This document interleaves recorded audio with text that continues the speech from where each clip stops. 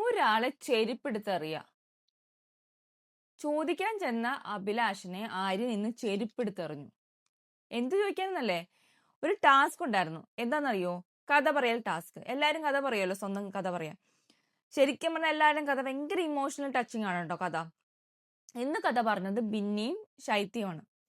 ശൈത്യ കഥ പറഞ്ഞുകൊണ്ടിരിക്കുമ്പം ആര്യന് ചിരി സഹിക്കാൻ വയ്യ. ഞാൻ ആദ്യം വിചാരിച്ചു കരയാണെന്ന്, പക്ഷെ അല്ല. പിന്നെ നോക്കി മനസ്സിലായി ചിരിക്കുവാണ് ആള്. അങ്ങനെ ചിരിച്ചോണ്ടിരുന്നപ്പം സരിക പറഞ്ഞു, സരിക ഉണ്ടല്ലോ, സരിക കലാഭവൻ, പുള്ളിക്കാരി പറഞ്ഞു ഇപ്പുറത്ത് വന്നിരിക്കുക, അവിടെ ഇരിക്കണ്ടെന്ന് പറഞ്ഞു ഫ്രണ്ടിൽ നിന്ന് മാറ്റി ഇരുത്തിയിട്ട് സൈഡിൽ അറ്റത്ത് ആരും കാണാത്തൊരു താഴത്ത് പോയിരുന്നു. എന്നിട്ട് അവിടെ ഇരുന്ന് ചിരിക്കുവാണ്. പിന്നെ ആര്യന്റെ ചിരി കൂടാതെ രണ്ടുപേര്, ആരാണ്, നമ്മുടെ സരികയും രേണയും കൂടെ കൂടിയിട്ടുണ്ടായിരുന്നു ചിരിക്കാൻ. മോശം കാര്യല്ലേ? പോട്ടെ, രേണയുടെ കാര്യം പോട്ടെ, ആര്യനും പോട്ടെ എന്ന് വയ്ക്കും. ചെറിയ പിള്ളേരാണ്. ഈ സരിക എന്തിനാണ് ചിരിക്കുന്നത്? എനിക്ക് ഓർമ്മയുണ്ട്, സരികയുടെ കഥ കേട്ടപ്പോൾ ഭയങ്കര വിഷമം തോന്നിയൊരു കഥയാണ്. അത് പറഞ്ഞുകൊണ്ടിരിക്കുമ്പോൾ ഒരാൾ ചിരിച്ച സരികയ്ക്ക് എന്താ തോന്നുന്നത്? സരിക വളരെ മോശം. അപ്പൊ ഇത് ചോദിക്കാൻ ചെന്നാണ് അഭിലാഷ്. ലാസ്റ്റ് ടാസ്ക് കഴിഞ്ഞപ്പോഴാണ് അഭിലാഷ് പൊട്ടിത്തെറിച്ച് ചോദിച്ചത്, എന്താണ് അവിടെ നിന്ന് ചിരിക്കുന്നത്? ഞാൻ കണ്ടല്ലോ, ഒരാളുടെ സങ്കടം പറയുമ്പോഴാണോ ചിരിക്കുന്നത്? കറക്റ്റ് പോയിന്റ് അല്ലേ ചോദിച്ചത്?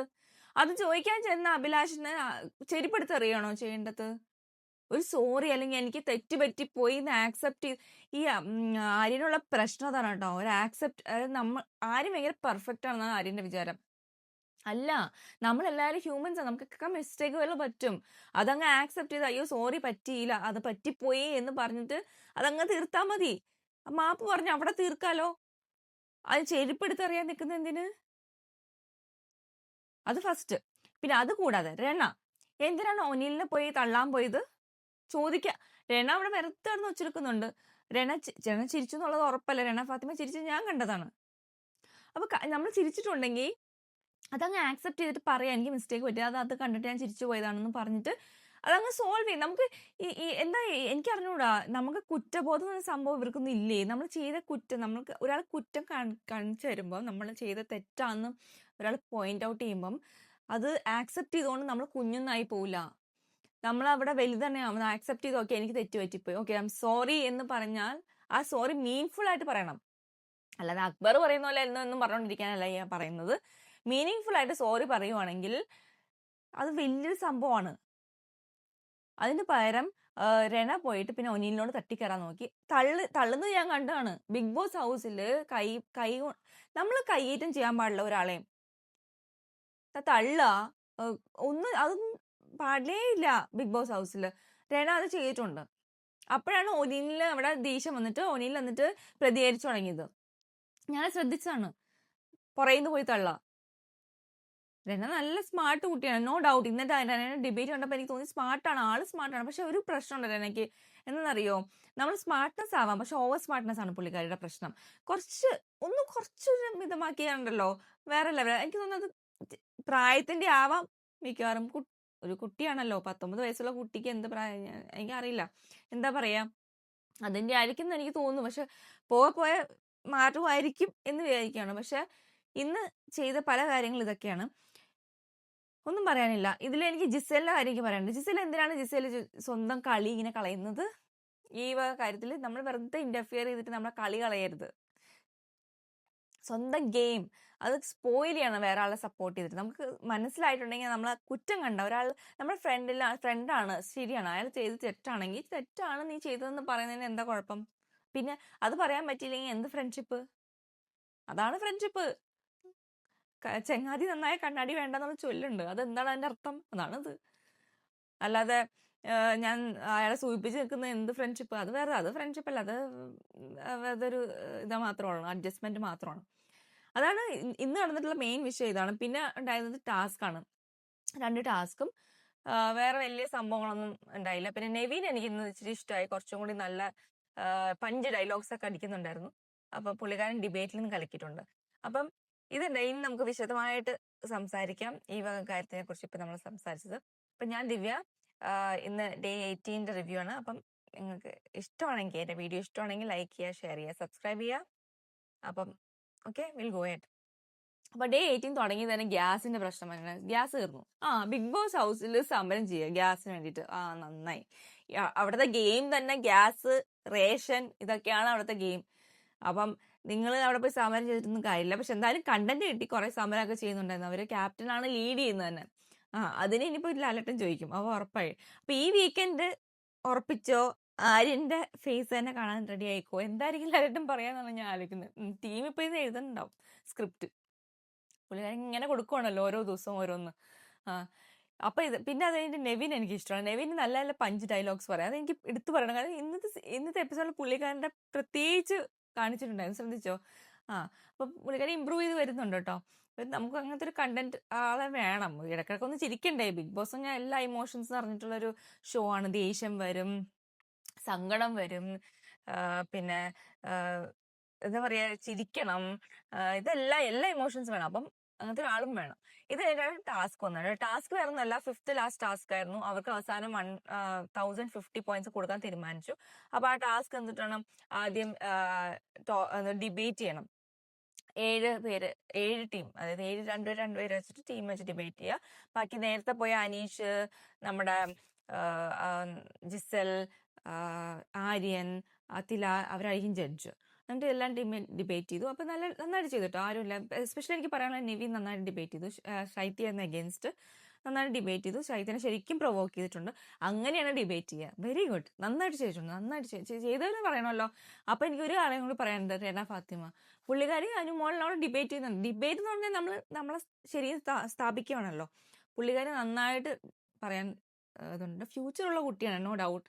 പക്ഷെ വാക്കുകൾ ഇപ്പൊ പറയുന്ന കുറച്ച് കാര്യങ്ങളൊക്കെ ഉണ്ടല്ലോ, ആൾക്കാരെ മുറിവേൽപ്പിക്കും. അതാണ് പ്രശ്നം. ആ ഒരു ആറ്റിറ്റ്യൂഡൊന്നും ആൾക്കാർക്ക് ഇഷ്ടാവില്ല. ഭയങ്കര ഓവർ സ്മാർട്ട്നെസ് എന്ന് പറയില്ലേ, ആ ഓവർ സ്മാർട്ട്നെസ് ആണ് ആൾക്കാർക്ക് ഇഷ്ടപ്പെടാത്തത്. കുറച്ച് സ്മാർട്ട്നെസ് ആവാം, അതൊന്നും കുഴപ്പമില്ല. അപ്പം ജയിച്ചവരാരൊക്കെയെന്ന് ഞാൻ പറയാം. സരിക, കലാഭവൻ, നെവിൻ, അക്ബർ, പിന്നെ ഒനീൽ നന്നായിട്ട് പറഞ്ഞായിരുന്നു കേട്ടോ. പിന്നെ രേണു, റെന, പിന്നെ ശരത്തും. അപ്പൊ ഇവര് ജയിച്ചാൽ ആരെങ്കിലും ഒരാളെ സെലക്ട് ചെയ്യാൻ പറഞ്ഞു. അത് ഒനീലാണ്. ലാസ്റ്റ് ഒനീൽ എന്നെ പോകണമെന്ന് പറഞ്ഞു. ഒനീലിന് നിർബന്ധമായിരുന്നു ഞാൻ പോവും എന്ന് പറഞ്ഞിട്ടാണ് ഒനീൽ എന്നെ വാശി പിടിച്ചു. അഭിലാഷ് സപ്പോർട്ട് ചെയ്തു. അഭിലാഷ് പറഞ്ഞു പോവാത്തവര് പോട്ടെ എന്നൊക്കെ പറഞ്ഞ് സപ്പോർട്ട് ചെയ്തു. ഇന്ന് അഭിലാഷിന് കുറേ സീൻസ് ഉണ്ടായിരുന്നു കേട്ടോ. അഭിലാഷ് നന്നായിട്ട് ഇപ്പൊ റിയാക്ട് ചെയ്യുന്നുണ്ട്. ഞാൻ പറഞ്ഞില്ലേ, ആ ശാന്ത സ്വഭാവം കുറച്ചാൾ ഉണ്ടാവുള്ളൂ എന്ന്. എന്തായാലും അഭിലാഷം മാറും എന്നുള്ളത്. പക്ഷെ മാറി തുടങ്ങിയിട്ടുണ്ട്. എന്തായാലും അടുത്ത വീക്ക് ഇതിൽ വരും, നോമിനേഷനിൽ വരും എന്നുള്ള പുള്ളിക്കാരൻ അറിയാം. ഓൾറെഡി പ്രതികരിച്ചു തുടങ്ങി. അപ്പൊ പുള്ളിക്കാരന് വോട്ട് എന്തായാലും വരും എന്ന് എനിക്ക് തോന്നുന്നുണ്ട്. പ്രതികരിക്കുന്ന ആൾക്കാർക്ക് വോട്ട് കൊടുക്കും. നല്ല പ്രതികരിക്കുന്നില്ലേ, എല്ലായിടത്തും പ്രതികരിക്കുന്നല്ല, കറക്റ്റ് പോയിന്റിൽ പ്രതികരിക്കണം. അതാണ് സംഭവം. അത് ഇന്ന് അഭിലാഷ് അവിടെ സ്കോർ ചെയ്തിട്ടുണ്ട്. ആര്യന്റെ കേസിൽ ആദ്യമേ അഭിലാഷിനെ അറിയാമെന്ന് എല്ലാവരും കണ്ടിട്ടുണ്ട്. പക്ഷെ ആദ്യമേ കയറി അഭിലാഷാണ് സ്കോർ ചെയ്തിട്ടുണ്ട് അവിടെ.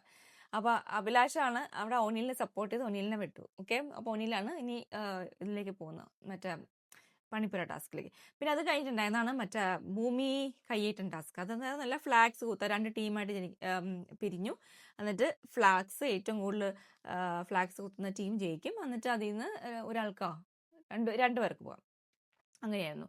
അപ്പൊ അതിൽ നിന്ന് പോയത്, അപ്പം ജയിച്ചത് ടീം ബി ആണ്. അതിൽ 2 പേരെന്ന് വെച്ചാൽ നെവിനും നമ്മുടെ അനീഷുമാണ് പോയത്. പക്ഷേ എനിക്ക് പറയാനുള്ളത്, ഈ ടാസ്ക് നടക്കുമ്പം ഭയങ്കര അടിപൊളിയായിട്ട് ടാസ്ക് കളിച്ചോട്ടെ, ഞാൻ ഇല്ലാന്ന് പറയില്ല. ഈ തവണത്തെ ബിഗ് ബോസ് കണ്ടസ്റ്റൻസ് ഒക്കെ നന്നായിട്ട് കളിക്കുന്നുണ്ട്. ഒരു കാർഡ് വർക്കാതെ, വിമൻ കാർഡില്ല, വേറെ ഒരു കാർഡില്ല, സെന്റിമെന്റ് കാർഡില്ല, ആരോഗ്യ പ്രശ്നം, അങ്ങനത്തെ കാർഡ് ഇപ്പൊ അവർ ആയിട്ടില്ല. എന്നാലും അങ്ങനത്തെ കാർഡൊന്നും ഇല്ലാതെ തന്നെ അവർ നന്നായിട്ട് കളിക്കുന്നുണ്ട്. അവർ കാർഡ് വറക്കുന്നില്ല, സത്യം പറയാം, ഞാൻ പറയാം. അപ്പം അതുകൊണ്ട് തന്നെ എനിക്ക് ഭയങ്കരമായിട്ട് എൻജോയ് ചെയ്യാൻ പറ്റി ടാസ്ക്. പക്ഷേ ഓവർ ആണോ എന്ന് എനിക്ക് ചില സമയത്ത് ബിഗ് ബോസ് ബസറടിച്ചു, ടാസ്ക് കഴിഞ്ഞു, ഇനി നിർത്തൂ എന്ന് പറഞ്ഞിട്ട് ബസർ അടിച്ചുകൊണ്ടിരിക്കുവാണ്. ബസർ എന്ന് പറഞ്ഞാൽ ആ ടാസ്ക് കഴിഞ്ഞു, ഇനി നിങ്ങൾക്ക് കൊടി കുത്താം. ശരിക്കും പിന്നെ അത് സേവ് ചെയ്ത് വെക്കണം, എന്നിട്ട് കുത്തലാണ് പണി. ആ ബസർ അടിച്ച് കഴിയുമ്പോൾ കുത്തി വെക്കണം, അതാണ് സംഭവം. ആരും അതനുസരിക്കുന്നില്ല. എല്ലാവർക്കും പരിക്ക് പറ്റി, ഭയങ്കര പ്രശ്നമായി. ബിഗ് ബോസ് ഇച്ചിരി ചൂടൊക്കെ ആയിരുന്നു ലൈവില്. പക്ഷെ എപ്പിസോഡിൽ കാണിച്ചിട്ടില്ല. പക്ഷെ എന്നാലും പറയാലോ, നന്നായിട്ട് കളിച്ചിട്ടുണ്ട്. അപ്പൊ അത് പറയാതിരിക്കാൻ പറ്റില്ല. ഇനി എനിക്ക് പറയാനുള്ളത് ഒരു കാര്യമുണ്ട്. അനുമോൾ ഇന്ന് നന്നായിട്ട് കളിച്ചിട്ടുണ്ട്. ടാസ്കില് ഫ്ലാഗ്സ് ഒരുപാട് സേവ് ചെയ്തൊക്കെ വെച്ചിട്ടുണ്ട്. അനുമോളും നെവിനും ശരിക്കും 2 പേരും കളിച്ചിട്ടുണ്ട്, നോ ഡൗട്ട്. അത് കളിച്ചിട്ടുണ്ടായിരുന്നു, അതെടുത്ത് പറയണം. ഇതെല്ലാം കഴിഞ്ഞിട്ടാണ് നമ്മുടെ മറ്റേ ടാസ്ക് എന്താണ് മറ്റേ കഥ പറയൽ ടാസ്ക് വരുന്നത്. അതിൽ പിന്നീടൊന്നും കാണിച്ചില്ല. കാരണം എന്താ അറിയോ, ഇത് കഴിഞ്ഞിട്ടുണ്ടായ പ്രശ്നം എപ്പിസോഡിൽ വെക്കണ്ടേ, അപ്പം പിന്നീട് കാണിച്ചിട്ടേ ഇല്ല ശരിക്കും പറഞ്ഞാൽ. അപ്പൊ എനിക്ക് സങ്കടം തോന്നി. പക്ഷെ പിന്നീട് നല്ല സങ്കടമുള്ള സ്റ്റോറിയാണ് കേട്ടോ. എല്ലാവരുടെയും സങ്കടം തോന്നും. അതാ ഞാൻ പറഞ്ഞത്, ഈ സങ്കടം തോന്നുന്ന സമയത്ത് ഒരാൾ ഇന്ന് ചിരിക്കുക എന്നൊക്കെ പറഞ്ഞാൽ അത് എന്ത് ഡിസ്റെസ്പെക്ട്ഫുൾ ആണ്.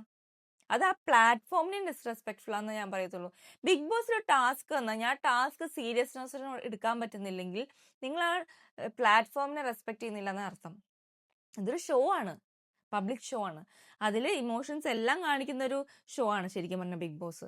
ആ ഇമോഷൻസ് കാണിക്കുന്ന സമയത്ത് നിങ്ങൾ അതിനെ കളിയാക്കുക. എന്നിട്ട് ആരും അവിടെ ജസ്റ്റിസ് ഇത് പറയുന്നുണ്ട് ലാസ്റ്റ് ആയപ്പോ ബിന്നിയോട്, എനിക്ക് ഇമോഷണൽ ബ്രേക്ക് ഔട്ട് ഉണ്ടായിരുന്നു. അപ്പൊ ബിന്നി പറയുന്നുണ്ട്, ഇങ്ങനെ വേദന വരുമ്പോൾ കരച്ചിൽ വരും, ആ സമയത്തുള്ള എൻവയോൺമെന്റിന് അഗെയിൻസ്റ്റ് ആയിട്ടാണ് നിന്റെ റിയാക്ഷൻ വരുന്നെങ്കിൽ വേറെ നീ സൈക്കോളജിസ്റ്റിനെ കാണിക്കുന്നത്. ശരിക്കും ശരിയാണ് പുള്ളിക്കാരി പറഞ്ഞത്. എക്സ്ക്യൂസ്, അത് കഴിഞ്ഞിട്ടും പുള്ളിക്കാരൻ അത് കഴിഞ്ഞിട്ടും ആ താൻ ചെയ്ത മിസ്റ്റേക്ക് എന്താന്ന് മനസ്സിലായിട്ടില്ല. അഭിലാഷോട് സോറി പറഞ്ഞു, ഞാൻ അത് ചെയ്തു. പക്ഷെ അത് സോറി പറഞ്ഞൊന്നും കാര്യമൊന്നുമില്ല, അത് വളരെ മോശമാണ്, അത് നോ ഡൗട്ട്. അപ്പൊ ഇതിലൊക്കെ ഇടയ്ക്ക് എനിക്കൊരു കാര്യം പറയാനുള്ളത്, അക്ബറിന്റെ മാറ്റം കണ്ടിരുന്നോ നിങ്ങൾ? അക്ബറിന്റെ മാറ്റം കണ്ടോ? അതായത് ഇന്നലത്തെ ആ സംഭവം ഉണ്ടല്ലോ, കുറച്ച് റൂഡായിട്ട് നമ്മുടെ ആര്യൻ സംസാരിച്ചില്ലേ, എന്നെ തല്ലുന്ന എന്താ, അത് അക്ബറിന് ഭയങ്കരമായിട്ട് ഫീൽ ചെയ്തില്ലേ? അപ്പൊ തൊട്ട് അക്ബറിന് ചെറുതായിട്ട് ആര്യന്ന് ഇങ്ങോട്ട് മാറുന്നുണ്ട്. അപ്പൊ അക്ബറിനും ദേഷ്യമുണ്ട്. അപ്പം ഇന്നും അക്ബർ ആര്യനെ വലിയായിട്ട് സപ്പോർട്ട് ചെയ്തില്ല ഈ ലാസ്റ്റ് പ്രശ്നം വന്നപ്പം. അത് ഞാൻ ശ്രദ്ധിച്ചു. അത് മിക്കവാറും അടിച്ച് പിരിയും എന്നാണ് എനിക്ക് തോന്നുന്നത് ഇങ്ങോട്ട് പോവാണ്. കാരണം ആര്യനുണ്ടല്ലോ ഭയങ്കരമായിട്ട് ഡോമിനേറ്റിംഗ് ആയിട്ട് വരുന്നുണ്ട്. പുള്ളിക്കാരന് ഒരു വലിയൊരു ഫീഡ്ബാക്ക് കൊടുക്കണം ലാലേട്ടൻ എന്നാണ് എൻ്റെ അഭിപ്രായം. നല്ല ഫീഡ്ബാക്ക് ആ പയ്യന് കിട്ടിയിട്ടില്ല, കിട്ടണം. ഈ ആഴ്ച കിട്ടിയിട്ട് ആ പയ്യൻ like he will change his എന്താണ് ഗെയിം എന്നാണ് എനിക്ക് തോന്നുന്നത്. അങ്ങനെയാണെങ്കിൽ രക്ഷപ്പെടും, ഈ ആഴ്ച രക്ഷപ്പെടുവാണെങ്കിൽ നോമിനേഷൻ. കാരണം കപ്പാസിറ്റി ഉള്ള ആളാണ്, കുറച്ച് മിസ്റ്റേക്സ് വരുത്തുന്നുണ്ട്, അത് നമുക്ക് പറഞ്ഞ് മനസ്സിലാക്കി ചേഞ്ച് ചെയ്യാവുന്നതേ ഉള്ളൂ. അതായത് രേണ ഫാത്തിമ ആയാലും ആര്യനായാലും അത് പറഞ്ഞു കൊടുക്കാമല്ലോ. പറഞ്ഞിട്ട് ചേഞ്ച് ആവുന്നില്ലെങ്കിൽ അപ്പം നമുക്ക് നോക്കാം. പക്ഷെ അത് അതിനുള്ള കപ്പാസിറ്റി ഉള്ള പയ്യനാണ്. അപ്പം എനിക്ക് തോന്നുന്നു ലാലേട്ടൻ പറഞ്ഞ് മനസ്സിലാക്കിയാണെങ്കിൽ പുള്ളിക്കാരന് കുറച്ച് വ്യത്യാസങ്ങൾ വരുമായിരിക്കും, എക്സ്പെഷ്യലി ഗെയിം സംബന്ധമായിട്ട്. അപ്പം അങ്ങനെയാണെങ്കിൽ നല്ലത്. അപ്പൊ ഇതൊക്കെയാണ് എനിക്ക് പറയാനുള്ളത്. പിന്നെ എനിക്ക് പറയാനുള്ള ഒരു കാര്യം കൂടിയുണ്ട്, ജിസലിനെ കുറിച്ചുകൊണ്ട് എനിക്ക് പറയാനുള്ളത്. ജിസൽ സപ്പോർട്ട് ചെയ്യുന്നത് റോങ് ആണ് കേട്ടോ. ജിസൽ നമുക്ക് സപ്പോർട്ട് ചെയ്യാം, ഓക്കെ. നമുക്ക് തെറ്റെന്ന് തോന്നിക്കഴിഞ്ഞാൽ അത് തെറ്റ് തന്നെയല്ലേ. എന്തിനാ അതിന് ഫ്രണ്ട് എന്ത് ചെയ്താലും എന്താണ് അത് സപ്പോർട്ട് ചെയ്യണമെന്ന് എന്താ നിർബന്ധം? അത് പ്രത്യേകിച്ച് ഷാനവാസ് അവിടെ പറയുന്നുണ്ട്, വെറുതെ പറയില്ലേ ജിസലെ നെഗറ്റീവായി മാറും. നെഗറ്റീവ് അല്ല, എല്ലാവരും ജിസലിനെ കുറ്റം പറയുമെന്ന് പറയുന്നുണ്ട്. അത് ശരിയാണ്. ഒരാൾ ചപ്പലെടുത്ത് എറിയുമ്പം അത് ചോദ്യം ചെയ്യണ്ടേ? എന്റെ ഫ്രണ്ടാണ് ചപ്പലെടുത്ത് എറിയുന്നത്, ഞാൻ പറയില്ല ഇതെന്താ അത് തെറ്റെന്നെങ്കിലും പറയണ്ടേ? അത് പറയാത്തെന്താ? അത് പറഞ്ഞില്ല. വേദനയായിരുന്നു അല്ല, ദാറ്റ് ഈസ് നോട്ട് വേദന. അത് വേദന എന്നല്ല, അത് വേറെയാണ്. ഇതിപ്പോ എന്തോ അത് നമുക്ക് എല്ലാവർക്കും മനസ്സിലാവും. നമ്മൾ ആരും ഫൂൾസ് അല്ലല്ലോ. അവിടെ ഇരിക്കുന്ന ആൾക്കാർ മണ്ടന്മാരാണോ? ഒരാൾക്കല്ല തോന്നിയത്, അവിടെ ഇരിക്കുന്ന എല്ലാ കണ്ടസ്റ്റൻസിനും തോന്നി എന്നുള്ളതാണ് സത്യാവസ്ഥ. ഷാനവാസ്, അക്ബർ, അഭിലാഷ്, അടുത്തിരുന്ന ജിസല്, അവിടെ എല്ലാവർക്കും മനസ്സിലായി എന്തോ ഒരു സുഖമില്ലാതെ ആ പയ്യൻ പെരുമാറുന്നു എന്ന് മനസ്സിലായപ്പം അവരതുകൊണ്ടാണ് റിയാക്ട് ചെയ്തത്. അപ്പൊ ജിസൽ അത് പറയുന്നത് എന്താ അർത്ഥം? നമുക്ക് ഫ്രണ്ട്സ് ഒക്കെ ആവാം, പക്ഷെ സപ്പോർട്ട് ചെയ്യുമ്പോൾ സൂക്ഷിച്ച് സപ്പോർട്ട് ചെയ്യും. You came to play the game, right? അപ്പൊ കളിക്ക് ഗെയിം. വെറുതെ നല്ലൊരു കണ്ടസ്റ്റന്റ് ആയ ജിസൽ ഔട്ടായി പോകണമെന്ന് ഞാൻ ആഗ്രഹിക്കുന്നില്ല. ശരിക്കും പറയാലോ, നല്ല കണ്ടസ്റ്റന്റ് ആണ് ഷാനവാസും. ശരിക്കും പറഞ്ഞാൽ ഷാനവാസും ഒനിയിലൊക്കെ ഇൻഡിപെൻഡന്റ് ആയിട്ട് കളിക്കുന്ന ഒരു വ്യക്തികളാണ് കേട്ടോ. ഓരോരുത്തർക്കും ഓരോ ഇൻഡിവിജ്വാലിറ്റി ഉണ്ട്, അത് കണ്ടിട്ടുണ്ടോ? ഈ സീസണിലെ പ്രത്യേകതയാണ്, എല്ലാവർക്കും അവരുടേതായ ഒരു ഇൻഡിവിജ്വാലിറ്റി ഉണ്ട്. ഒരാളും ആരെയും കോപ്പി ചെയ്യുന്നില്ല. പിന്നെ ശരത്താണ് കുറച്ച് ബാക്കൗട്ട് ഇപ്പൊ പോകുന്നത്. സത്യം പറയാം, ഇന്ന് പോയി വേറൊരു ലാസ്റ്റ് സീനിൽ കാണിക്കുന്നുണ്ടല്ലോ, അവർ രണ്ടും പോയി സംസാരിക്കുമ്പോൾ പിന്നെയും ആര്യനെ നിന്ന് ചിരിക്കുമ്പോൾ ശരത്ത് എന്തൊക്കെയോ പറയുന്നത്. ഇതൊക്കെയാണ് പ്രശ്നം. അവിടെയാണ് ആൾക്കാർ നിങ്ങളെ ജഡ്ജ് ചെയ്യുക, അല്ലെ? ഈ ജഡ്ജ് ചെയ്യുന്ന ഷോ ആണ് ബിഗ് ബോസ്. അപ്പൊ നിങ്ങൾ ചെയ്യുന്ന എന്താണോ അതനുസരിച്ച് ഞങ്ങൾ നിങ്ങളെ ഇത് ചെയ്യാൻ പറ്റുള്ളൂ. അപ്പം നിങ്ങൾ അവിടെ കാണിക്കുന്നത് സൂക്ഷിച്ച് പെരുമാറിയില്ലെങ്കിൽ നിങ്ങളുടെ കാര്യം ഞങ്ങളിവിടെ പറയും. അപ്പം അതാണ് എനിക്ക് പറയാനുള്ളത്. അപ്പം ഇത്രയൊക്കെ ഉണ്ടായുള്ളൂ. ഇനിയിപ്പം നാളത്തെ എപ്പിസോഡിൽ എന്തൊക്കെയാ ഉണ്ടാവുക അറിയില്ല. എന്തായാലും ഈ വീക്കെൻഡ് ആര്യൻ കൊണ്ടുപോവും, നോ ഡൗട്ട്. ആര്യനുള്ളതായിരിക്കും ഈ വീക്കെൻഡ് ഫുൾ നിൽക്കുക. അറ്റ്ലീസ്റ്റ് സാറ്റർഡേ ഡെഡിക്കേറ്റഡ് ടു ആര്യനായിരിക്കും എന്നാണ് എനിക്ക് തോന്നുന്നത്. ഇനി ഇതെല്ലാം കഴിഞ്ഞിട്ടൊന്നും പറഞ്ഞില്ലെങ്കിൽ ആ പയ്യന്റെ കാര്യം കഴിഞ്ഞിട്ടോ, ഇതൊന്നുമില്ല. പിന്നെ ആര്യൻ അങ്ങോട്ട് കാരണം എന്തറിയോ, നമുക്ക് ഫീഡ്ബാക്ക് കിട്ടിയാലേ നമ്മൾ ചേഞ്ച് ചെയ്യുള്ളൂ. ഫീഡ്ബാക്ക് കിട്ടിയില്ലെങ്കിലാണ് പ്രശ്നം. അത് പലപ്പോഴും പണ്ടൊക്കെ മലയാളത്തിൽ അത് പ്രശ്നമായിരുന്നു. ശരിക്കും പറഞ്ഞാൽ ഈ പല സീസണിലും എനിക്ക് തോന്നിയിട്ടുണ്ട് ഫീഡ്ബാക്ക് കൊടുത്തിട്ടുണ്ടെങ്കിൽ ചില കണ്ടസ്റ്റൻസ് അടിപൊളിയായിട്ട് കളിച്ചാനെന്ന് എനിക്ക് തോന്നിയിട്ടുണ്ട്. അതുപോലെ തന്നെ ആര്യം നല്ലൊരു കണ്ടസ്റ്റൻ്റാണ്. ഫീഡ്ബാക്ക് കൊടുക്കണം, കൊടുത്തു കഴിഞ്ഞാൽ കളി മാറ്റും. ആര്യം കളി മാറ്റി കഴിഞ്ഞാൽ നന്നായിട്ട് കളിക്കാൻ പറ്റും. ആര്യം മാത്രമല്ല, ആര്യന് ഫീഡ്ബാക്ക് കിട്ടുമ്പോൾ വേറെ എല്ലാവരും മാറും. ജിസൽ മാറും, റെന ഫാത്തിമയ്ക്ക് ഫീഡ്ബാക്ക് കൊടുക്കും, റെന ഫാത്തിമ മാറും. ഇനി എല്ലാവരും അപ്പം എല്ലാവരുടെയും ആ കളി അങ്ങനെ ഗെയിം മാറണം, അത് മാറുകയും ചെയ്യും. അപ്പോൾ കറക്റ്റ് ഫീഡ്ബാക്ക് വരട്ടെ ഈ വീക്കെൻഡിൽ നിന്ന് നോക്കാം നമുക്ക്. അപ്പോൾ ഇതൊക്കെ ഉള്ളൂ. അപ്പോൾ ഇനി അടുത്ത എപ്പിസോഡിൻ്റെ റിവ്യൂ ആയിട്ട് വരുന്നവരെ ബൈ.